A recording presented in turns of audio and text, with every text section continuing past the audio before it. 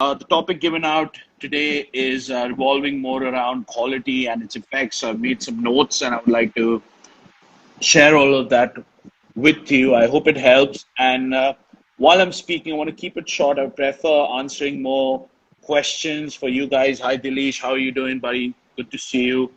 Right. I would prefer for you guys to ask me more questions. Hello, hello, hello, everybody. And because I think the more interactive it is, the better it is. It's best for you to ask questions because they'll be more specific to things that you're facing in life and how can you do better, right? I think a lot of people are asking to join the session, so I think Rohit's more in control of that, and he can help you out over there while I start talking. So let's first of all understand what is quality, right?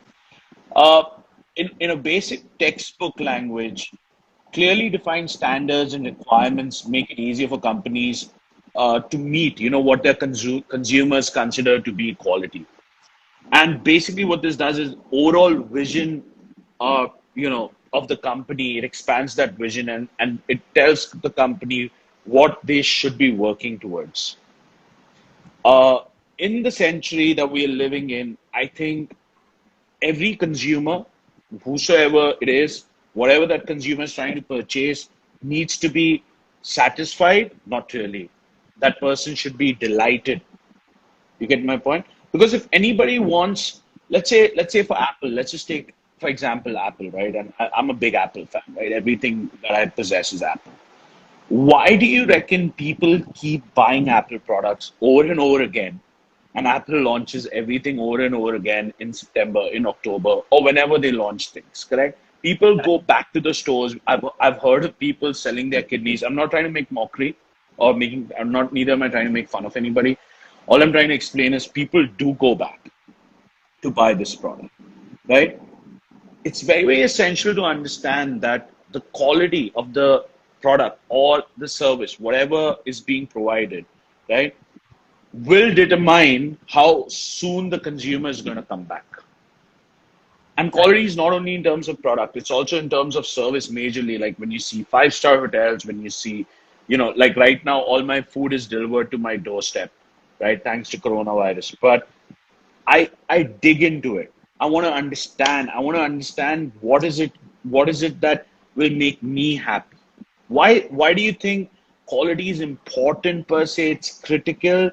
I think it helps to reduce the risk for a company, right? It increases compliance, security, safety, productivity, and performance of the company overall. So it's very, very important, right, to increase the customer's experience, satisfaction, and take it up to the level of delight over a period of time.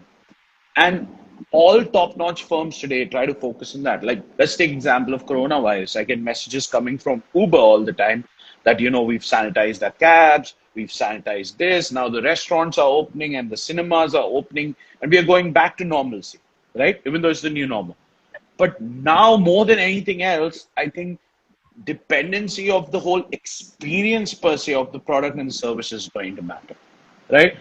The classic examples today, right? I ordered for a pizza. I was at my workplace. I ordered for a pizza, and Domino's sent me a half-baked pizza.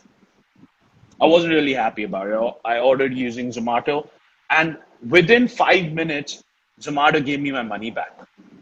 They asked me whether I want my money back or whether I want a new pizza. I said, can't wait for a new pizza, but I just want to bring this to your notice. And within 5 minutes, my money was refunded to me. Correct? But going further, do I want to continue my relationship with Zomato 100%? Otherwise, I would have lost, interest in Zomato. Zomato would have lost a consumer. Domino's would have lost a consumer, and I would probably go to Pizza Hut. So, in the highly competitive environment, I think the revenues of products and services can only and only increase when you provide better to your consumer. And that's going to be the most essential thing. And whatever you do, you need to focus on that brand name that you've created over a period, right? That brand name that you've created over a period of time comes through quality, right? The very famous saying on on Instagram, and since we're using Instagram right now, it takes 6 months to make or build, a premium car, Yeah. like a Rolls Royce, and probably 6 weeks to do a Toyota, and probably 6 days to get out a Chinese car.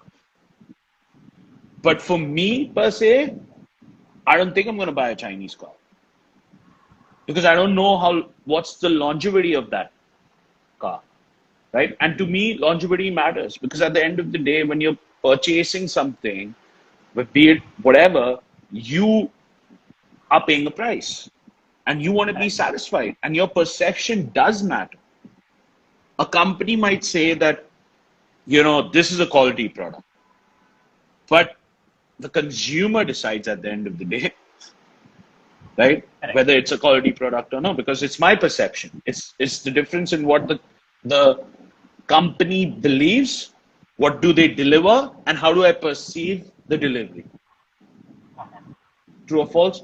And those are things that I think matter a lot because you need fulfillment at the end. You need usability, efficiency, security. All these things do matter. When something goes wrong with an Apple phone, they don't mind replacing it, right? Volvo has this policy. In the first 3 years, if you have an accident, right, and Volvo Bank gives you a brand new car if the engine gets damaged. I mean, that's their confidence. Look at Japan. It's quality of life. So quality is going to be attached to every aspect of your life.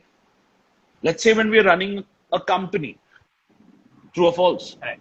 Uh, it's quality of the sale, it's quality of the recruitment, it's quality of the training that the company provides, true or false? It's quality of the work environment, and everything per se is going to matter at the end of the day. It is going to matter to people, right? Especially in a business like ours where we provide service. How do we interact with the consumer? Do we interact with the consumer, customer, donor, whosoever that we're talking to for the plethora of services that we provide? Are we making their day? Are we being that person?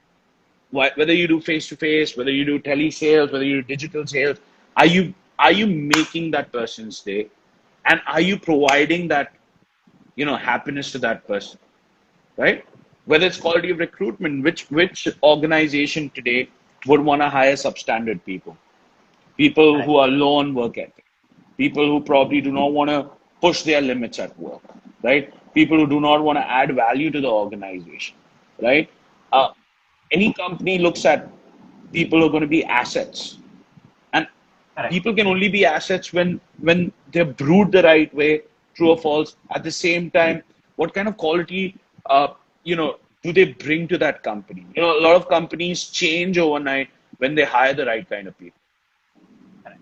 right? And it's essential for people to understand when you're hiring per se, it's very very important to check the efficiency of that human being, to check whether that human being is going to bring about change, whether that human being is going to provide that service uh, to your customer base, whether that human being is more of going to be a brand ambassador to your company, or is that person going to be more of somebody who's just going to look for a job, run his errands and do things and then get out of office. Those days are gone. Those days are over. I don't think those days are going to be there for long.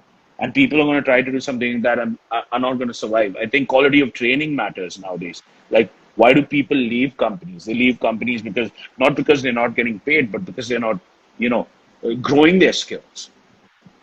Correct. And I'm a founder to two companies, and I'm in the process of founding my third company now, right? And I've always and always taken my time. I've always and always taken my time because I want to ensure that people have an experience, true or false, that people are delivered what they desire. And for me, that is what is quality. I think that's always and always going to be my way of looking at it. I think the way consumers today measure quality is based on five, you know, dimensions, and I would like to emphasize on them. I think the first thing is the tangibility, correct. right? Or the appearance, the physical facilities, equipment, personnel, communications, materials, whatever. I think that's the first dimension that how quality should be measured. It's very, very important, right? And it makes a difference. In a service format, let's say you go to a spa, you're looking around, right? You want to see. There are different kind of spas, and I like going for a massage. Uh, After a long day at work, you want to de-stress, and you want to and you want to look around. You want to see, the whole experience of how they take you in, what kind of aroma is in that spa, and it's like going to a Height. five-star. Sorry, go again. Hygiene, 100%, 100%. The equipment, it's the towels, it's the bathroom, it's every small thing, right? And that's why it's a difficult business to run because everybody doesn't want to maintain it because it's got a lot of traffic coming in. True or false? Like, what's the difference between, let's say, going to a Hakim Alim hair studio or just going to a roadside hair studio? Like roadside is not even a hair studio; it's just a salon. True or false? Yeah, It's the whole correct. experience, right? It's the reliability because the people over there are trained really well. They have ability to perform and they deliver the service. They Correct. deliver the service accurately and they're dependable. You're going to come back out with a smiling face. And reliability today, I think the second most important dimension when it comes to all these kind of services. Very, very important. The third and most important thing is how responsive are you responding? Because remember, sometimes that you will have irate customers. Sometimes people are having a tough time, right? And and you not need to make sure that you don't react. You respond. You need to be very, very responsive when you're providing the right kind of service. Your willingness to help the customers, your promptness in terms of service, like how Zomato gave me a great experience today. I think for me, all of those things matter. The next dimension that I look at is assurance, right? Knowledge, courtesy of the people who you're working with, their ability to convey trust and confidence into you. And that's why I said, the quality of people you hire, the way you train your people is so important in the service industry and be it the product industry also, right? The whole experience is going to matter. The courtesy of people around you, whether you trust that service. Like today, do you trust the Tata? Each one of us does, right? He's he's just a trustworthy person. But that trust and that confidence is built over time. And the last and most important thing, I think from where I see it is empathy, right? Whether you're giving attention to the customers, you're caring for them. A lot of people do a lot of things, like a lot of companies, I mean, do a lot of things for their customers, right? And they empathize with their customers. Very, very important. That I For me, I think those are the five dimensions that uh, you know measure quality. They measure the gap between the expectations of the customers for excellence and the perception of what actually was delivered, the service or whatever you might say the product. So I think that's more or less what I think about quality. And I would like to take some questions now because otherwise it's more like a monologue and I also ask you this.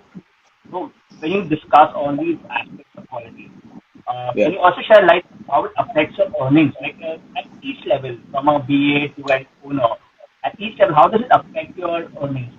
Which is another I part think of if you ask me predominantly about our business, right? And until now, our conversation was very generic in nature, right? Predominantly at every level that you are, the call. I don't know how quality is going to be defined because it's going to be defined by the person who's working with you. Your team member is going to define that quality. correct. I hope you understand, right? So when you're a BA, quality could be you coming into work on time, you being enthusiastic.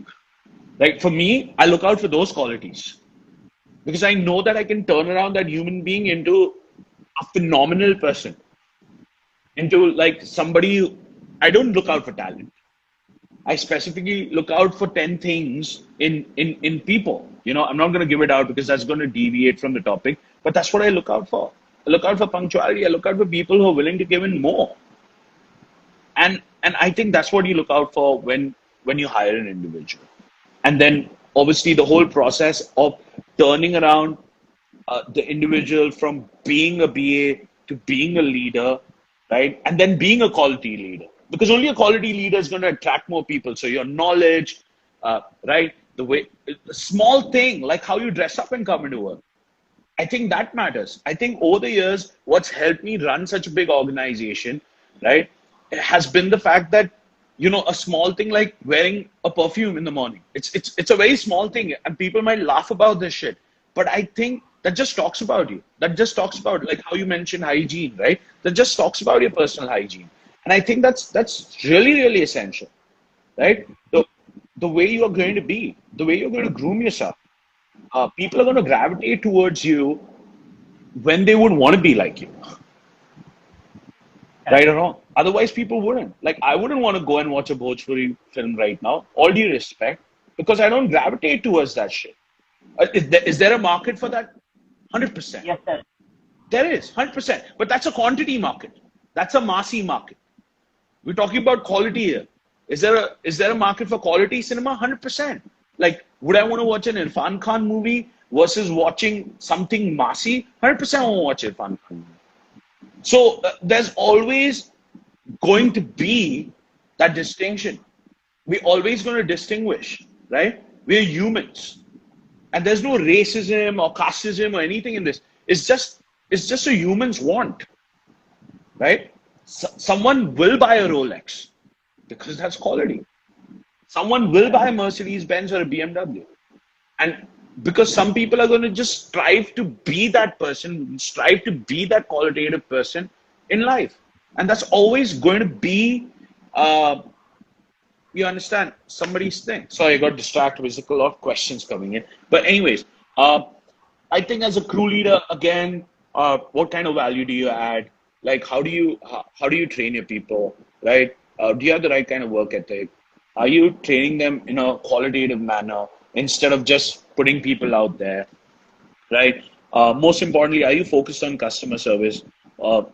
It's all about teaching. Remember, any business in this world is all about training. And if you're not training your people right, I don't think you can grow any further. So personally, I think at every level, whether you're an entrepreneur, whatever you're doing, you get my point. It's going to be there. I just got a question here. My question is how to increase the quality of training when you lead a team. I think you need to break down your team. I think you need to use emotional intelligence over here, Dilesh. I see your question, Dilesh. I hope you're getting this right now, right? You need to break your team down. You need to understand the wants of your people, right? Not the needs. Everybody has similar needs: food, clothing, shelter, blah, blah, blah, blah, blah, right? But you need to understand the wants of your people. I think that's very, very important. And then you got to use your emotional intelligence, right? And understand what are the likes, dislikes, dreams of your people, and make them come together as a cohesive unit, a strong coalition. For that to happen, I think you need to spend time with them, and you need to have an outbound training where you hang out with them, and everybody talks about their life goals, right? And then you'll see that they're jamming together. And when they start jamming together, I think what's going to happen is overall quality will increase. The quality of work will increase up front. Obviously, you'll have people from different strata of society, some great with communication, some great with other things. Everybody has their own skill sets. But when you get them together, you'll know what are their strengths and weaknesses. You'll know what you have to work on with them, right?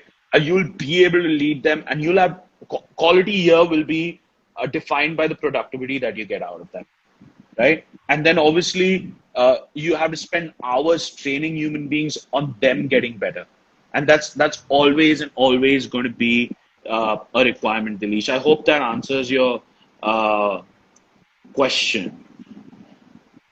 We have another question from Aditya here. He says, "Hello Sagar, how are you? How to have a high?" Mate, I don't know how to have a high, honestly. But anyways, I'm gonna proceed further, right? And I want to ask you a question as now. yeah, go on. So I was asking this question earlier, that whole age-old question of quality versus quantity. And I believe in one of the sessions you had talked about, building a company, an organization with 50 people, Yeah. correct? Some time ago.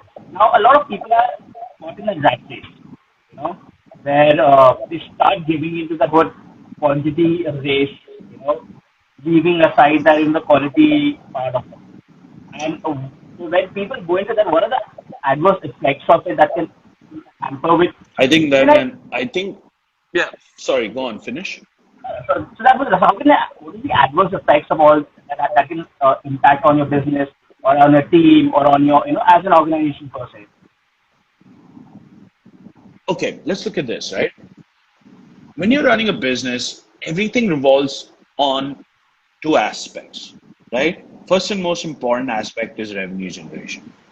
And quality does have a massive, massive impact on revenue generation. I hope you understand, right? Because if you don't have the right kind of people, you're going to disturb your market.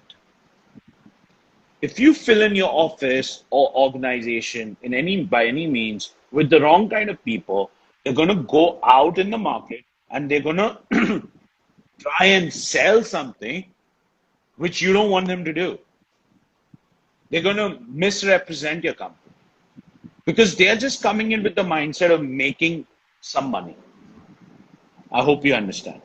And when people just come in with the ideology of making just X amount of money, I don't think I want to hire this. I want to hire people who have a long-term vision, who are showing signs of being a future entrepreneur, right? Correct. Who I believe have the ability and have the right kind of upbringing, which involves honesty and integrity, right? I might have less people than other people, right? But those people understand the true essence of my business. And those people help me empower the right kind of people eventually, correct? So the foundation of my business always has to be based on the right kind of people. Because when my business explodes, right? Like like my business with quality application solutions as a franchisee, right? Exploded into 21 franchisees over the last 4, 5, 6 years. But the people that were associated with me and the people who basically formed the foundation of my business have been trained so extensively, and everything that matters, right? Small, minute issue, they've been trained really, really hard. They've been like in a boxing ring. For everything that went wrong, they would just like probably get a punch, right? Not with the wrong intention of trying to belittle them or put them down, but with the intention of, I'm your coach, I'm training you. This is the requirement. If we don't do this, we're going to have issues in the future. Correct. It's So like which it's like constructing a building, right? You use cement, which is a low grade cement, and you use bricks, which are low grade bricks. Are you going to construct a great building or a great structure? Not really, right? So anything that you're building has to be built on quality. And yes, I understand. Like people go like quality versus quantity. So if I have more, I get more. That's just greedy. You're not trying to. You're not an entrepreneur. You're not building something. You're not passionate about it. You're not building something for life. You're just building something because you want some money right now. because that's what I was coming to. Because a lot of people right now are like, I want to get promoted as quickly as possible. So I want as many people as That possible. doesn't matter. I don't even think you should look at getting promoted. I think you should look at building a business. What is getting promoted? These are just titles given to you. I don't even live by my titles. Like you'll nowhere on my Instagram handles or my website see me writing organizational consultant or anything. I don't write it. I am who I am. There are some 100 people viewing me right now, and there will be some other people viewing me later. I don't need to define who I am. This is who I am, right? I'm a business person. I build a business. My business, or any business, is people centric, and it's always going to be people centered. You can't change it, right? But you got to work with the right kind of people. Because if you're not working with the right kind of people, you're not going to get the right results. Your results are going to be short-lived. And that's one of the reasons why so many companies are shutting down, because they didn't work with quality people. They didn't focus on quality. They just focused on mass production. And I live in a democratic country, right? Like it's exactly what China did: mass production, mass production, mass production. They just want to mass produce everything. And I knew that they're going to fall down some. And that's exactly what happens to a lot of people, because the greed of money and the impatience in you to just make money results in lack of quality. So you do survive in the market for some time, but eventually it eats you up because you have rave fucking reviews coming in, which you don't want. Sorry for my language, guys. It's sometimes abused, but I mean, can't help it.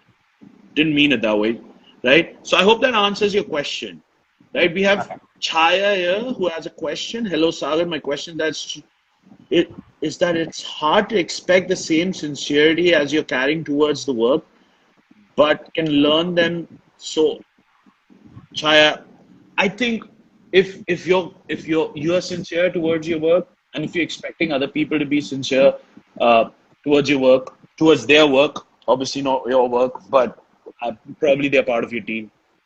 I think, Chaya, stop expecting. Stop expecting things from people. I honestly feel that you need to stop expecting from people, right? Leadership is a beautiful quality that you can have, right? You need people to follow you. You be the best example. Don't hope for people to change and be you. They'll never be you. You can only have followers. You'll always be the best. I just want to come back to Aditya's question. He said, how to have a high sales average in terms of mindset. I think, Aditya, you need to have a big dream. You really and really need to have a big dream. Uh, and you need to write it down and you need to paste it in front of you and you need to look at it every single day. You need to have short-term goals, you need to have mid-term goals, you need to have long-term goals, and you need to constantly think about it. And it's only then and then that you're gonna, have that right kind of mindset of building a phenomenal team and having a high sales average. Sales is everything, revenue is everything. I truly, and I'm a true believer of that. Don't compromise on your quality. Don't try to do cheeky things. But I think your enthusiasm, the way you pitch, and Bala has asked a similar question, how do I convince people and stuff? I think your enthusiasm at the end of the day. I think your enthusiasm is going to be infectious. Like right now, it's almost coming close to 8:30, and I'm really excited on this call even at 8:30 p.m. in the evening. So I think overall enthusiasm through the day is going to determine, uh, you know, the sale. Like There's I work another with a question. lot of, yeah, go on. Question from Erwin, who says, "How Yeah, do you know if you're ready to build your own team or not?" mate, I never knew, and you'll never know, right? You just got to be the best version of yourself. People automatically start following you. I think the most essential thing is you being the best version of yourself. As soon as you're going to be the best version of yourself, and as soon as you're going to be passionate towards your work, any organization in this world just does three things: they do sales, they recruit people, and they train people, right? And what's the harm in trying? I don't know. When I started doing face-to-face advertising, when I started doing sales, and I remember the first time someone joined my team, and when someone said that, listen, I wanna work with you, I wanna see how you do things, right? My focus primarily was just go out and do what I did every day, and I love doing that. And you know what? The first person who came with me, and it was a girl, and she was like, "Wow, you love your work so much." I said, "Yeah, I just enjoy doing it." Because if you're doing something half-heartedly, you're not going to deliver the right kind of results. You will deliver some results, but you will not deliver the right kind of results, like the results that are required for that thing to flourish and transform into something mammoth. So I think you need to enjoy your work on a day-to-day basis. I think you don't want to think about whether I'm ready to build a team or you're not ready to build a team. As long as you're enjoying your work, you're passionate about your work, and you're achieving more, and you're a great revenue generator. And I keep emphasizing on it. We need to be a great revenue generator, right? I think it's not going to be difficult for you to build a team. I think people are going to fall in love with you. I think people fall in love with you as in from a work perspective, right? And I think people are just going to look at you and go like, wow, I just want to be like you. I think you'll inspire people automatically. Okay, so there's So we Henny's have another question now. one. Henny loves me, man. She can ask me questions all day. Like if it was just Yes, you, me, people if who it ask was questions, just yeah, I mean, which is not good. honestly, like if you just have Henny on this call, you don't need anybody else on the call. She can do what 100 people can do by herself. So here we go. Can you put more light on quality recruitment, especially now that we're doing telesales? Wait, now's the easiest time to recruit people. Nobody has a job. People with packages of 25 lakhs, 30 lakhs have gone jobless. Everybody needs money, Henny. I think you need to sit down, come up with some wacky ads. You need to put those ads out. You need to talk to people about entrepreneurship. You need to promote entrepreneurship now. India is the place to be. I firmly believe that now people are going to realize that more than being an employee, you need to be an entrepreneur. I think even all employees are going to realize that they need to have side hustles because just having one source of income is not going to help you anymore. And I think Henny now more than anything else now people have realized that. Because a lot of people have delayed salaries, a lot of people have salary cuts, a lot of people don't have jobs as well. I'm just being honest. It's all over the news. I think, Henny, what you need to focus on is figuring out where these people are. You need to activate LinkedIn. You need to activate all those other things that you are working with. And I think uh, you're going to come across a lot of people who are looking out for the right kind of opportunity, right? And you need to connect with them. Don't try to use the age-old ways of using Naukri.com and Monster and all of that. That jazz doesn't work anymore. I think you need to focus on LinkedIn. I think that's the future.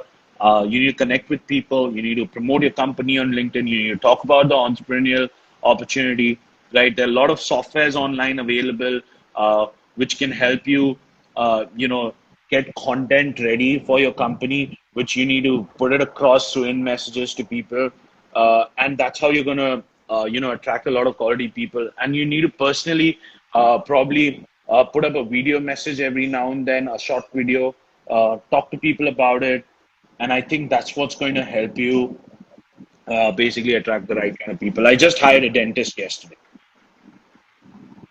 I Really, mean, that's the that's state of nice. our country right now, right? So I think it's really, really easy, but it's about keeping your mind clean, right, and positive, and it's all about just having a great positive attitude. When you wake up in the morning, and it's taking us back to our basics of 8 steps, and it's step number one of 8 steps, but to success. But I think that's the most essential thing. How positive are you going to be? And I know times are difficult. I know things are not the way they were supposed to be. But you know what? It's the best time to re-innovate yourself. I'm just excited about that. I'm just excited about. I'm learning new skills. I've learned how to cook. That's probably going to be my next side hustle. I want to have a food cart happening very very soon, right? Just for 4 or 5 hours in the evening when I'm free. It's like therapy. It's therapeutic, you know. So you gotta keep yourself engaged. You need to talk to people, right? You need to do all those things, Henry. I hope that helps. Is there any other questions that we haven't answered? Oh, you're welcome, Dilesh, man. Long time. Yeah, Thanks for I think joining. Dinesh also asked a question long time ago. I don't know if Yeah, you've answered that. Look at that. I think Uh, I have. Otherwise, you wouldn't have said great sessions. There I think he asked two questions. you go. How you create quality partners of first generations. What do you talk? I talk to them about how I want to be super duper rich when I'm 50, Henny. I talk to them about how I want to be independent. I talk to them about how I'm so passionate about everything I do. I talk to them about my bucket list, wherein I want to jump off a plane that's the next thing I want to do from Mount Everest. That's what I talk about. I talk about the business opportunity. I talk about how I was a pauper at 24, goalless, aimless, right? And then how I changed myself. I just talk about I just talk about every experience I've had. I talk about every other human being who's taught me something. I ensure that they network with everybody else who's quality, right? And that's the most important thing. Dilesh has put up his question again. I think how to increase the quality of training. I think Dilesh, you need to use platforms now, especially let's talk about during COVID, right? You need to use Zoom a lot. You can use Instagram a lot, right? And if you need your people, and if you need to train your people, I think the most important thing is you need to figure out, uh, professionals in the training, uh, domain, and you need to get in touch with them, and then you need a mentor who's going to train, who's going to keep talking to you consistently about how do you go about training, because training it has been my forte always. I love doing it, uh, right? But do all leaders become a great coach? Very rarely, because leaders just expect people to come through. So I think the best point that I've made in this meeting to you is, you're a great leader, just don't expect people to come through. You will not become a great coach. Very rarely do great leaders become a great coach, because they are unable to, they can preach to their followers what they do, but they can't teach their followers. There's a difference between preaching and teaching. Right. You get my point? That's why there was only one Jesus. Jesus could preach, and nobody else could ever become Jesus. True or false? Because preaching and teaching is different, and it's the belief. So, more than anything else, keep preaching the right work ethics. And yes, training requires a lot of patience. Sit down, break it down, break every aspect of training down. Just like how your mother fed you when you were a kid. And it takes me back to the most cliche thing, but I think my mom trained me really, really well. I think she taught me everything. I think she taught me how to brush my teeth. Patience. The problem with people is they're impatient. They want instant results, right? And that's not going to happen, right? So we have, Uh, mm, yeah. I'm sorry, sorry. Go on. I'm done. Okay, so we have a question from the entrepreneur cell. How to have balance in sales and recruitment in the COVID-19 situation? I think you have so much more time on you now. Travel times cut down, right? Your time to go out to pubs and drink and eat at dinners, at go watch movies, everything is cut down. There's no new content on Netflix. So from where I see it, I think you're misutilizing your time now, right?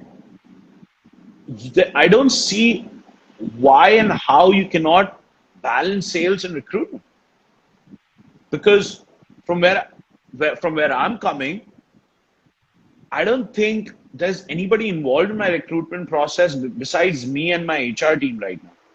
I'm not even involving my leaders. So that gives your leaders a lot of leverage to have more hours to do things, unlike before when they were predominantly involved in the recruitment process at least 2 to 3 days in a week. And if you want more information on that, I think you should get in touch with me on a personal note, and I can probably provide you an SOP on how things work in my organization and how I do things, and how you know there's. I think that question is not relevant anymore in this era of telemarketing and digital sales. I genuinely don't think, because I think your sales force should predominantly be focusing on sales while you focus on recruitment. I think trainings become much more easier because you can train three people at the same time, unlike before where we had a lot of hurdles when we were doing face-to-face advertising. We have a question. Hi, Sagar. Even though training guys, with all your efforts, people keep finding backdoors when things aren't going good for them. How do you overcome? Right. Listen, an entrepreneur is an entrepreneur, right? An employee is an employee. All due respect, right? Someone who wants to be an entrepreneur is going to be an entrepreneur. Someone who doesn't like entrepreneurship is always going to look out for a backdoor. And you might work your ass off on people. I really want to be honest with you. But if a person is not dreaming of entrepreneurship, you're working with the right person. You got to get it right on day one. You need to talk to people on day one. And people will move out. And people would like to not work with you continuously. And that's normal. I think that's pretty normal. I don't think that's a backdoor. I just think that people are not ambitious enough. That's how I look at it. And I don't feel bad as long as I have put in my 100%. As long as I can assure myself that I gave it my 100%, And if someone's not understanding it, I don't see anything wrong in it. And if they want to do something else, so be it, mate. I've been here 20, sorry, not 20, been here 11 years. I have 21, 22 entrepreneurs, right? Do you think in 11 years, everybody who worked with me turned into an entrepreneur? Not really. True or false? I mean, there are loads of people who did not become an entrepreneur. That's more. I think only less than 1% turned into entrepreneurs. Rest worked with me, left. We're still friends. They left on a good note. I'm really happy for them. Someone needs to buy your product, buddy. If everybody becomes an entrepreneur, it's very dangerous. It's going to be lethal. You have another question here. How to make, I'm sorry, I missed your mind. If you can look at it. Okay, so it's how do you make people understand that every pattern you follow, like meeting, networking, are equally important. Uh, so basically, every other thing that you do is as important to you. That's what that person's trying to ask. Every other thing that you do is, That every other aspect of the business is as important, like meeting and networking, is as yeah. important as law of averages. I mean, it is. So what's the question? How do you explain it to somebody else? Yes, so the person wants to know how do you explain, how do you make people understand that? I think people understand that over a period of time, right?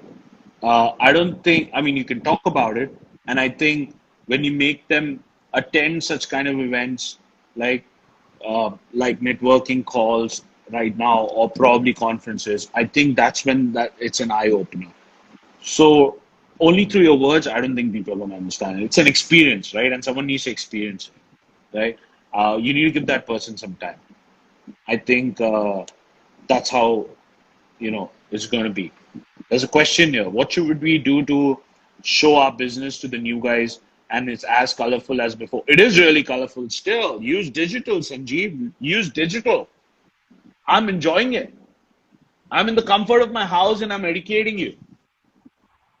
And otherwise, I had to get onto a flight, go to Bangalore, educate some people, stay there for 3, 4 weeks.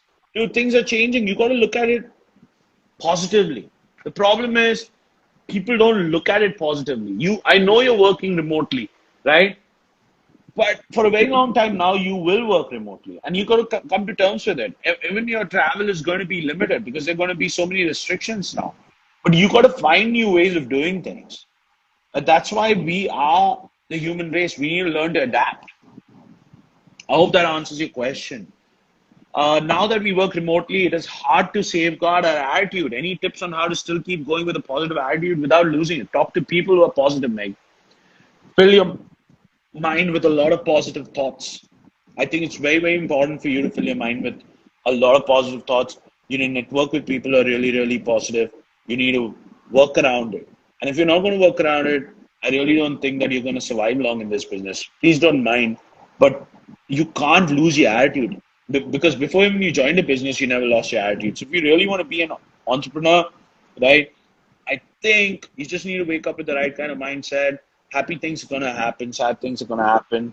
Your mood might swing. Everybody has mood swings. I have swings as well. But you understand, there's nothing called as losing your attitude just because you're having a tough day. We're gonna have a tough We have, day. we Yeah, got a there's question another from one. Bhanu. Yeah. Do you feel the pressure of achieving your own set target for no one else but yourself? If yes, please say how you deal with it. I feel very pressurized. I'm always 5 to 7 years away from where I wanted to be. I'm gonna turn 35. I'm good 5 years away from where I want to be. I do beat myself up, not literally, right? I do get frustrated, no doubt about it. But then, such is life. You're always going to be 5 to 7 years away from where you always wanted to be. But that's it. You just got to keep striving hard, and then you're going to have one great big year, and that one big year is just going to catapult you and take you 10 years ahead of where you expected yourself to be. So probably at 45 now, I'm going to be where I expected to be when I was 65. But that is life. You got to keep pushing your limits. When you keep pushing your limits, that's when you achieve more. I hope that answers your question. Sounds good? Perfect. All Perfect. right. Thank you so much, Sagar. Thank you No for problems, taking the mate. time for doing this with us. I hope everybody had a good session as well, and I hope everybody's questions were answered. Thank you so much for joining in. Thank you, Sagar, for joining us No worries, and Mike. spending time with us. Before you bid us goodbye, I would like you guys to follow Skill Culture and Sagar Punwani on Instagram if you want to learn more. Connect with me, right? And I'm starting some new stuff. I'm starting a new series of how to be a phenomenal entrepreneur in times of Corona and eventually. So if you guys want to get more information, feel free to follow me on my Instagram handles. Thank you so much once again, guys. Have a good one. Have a good night.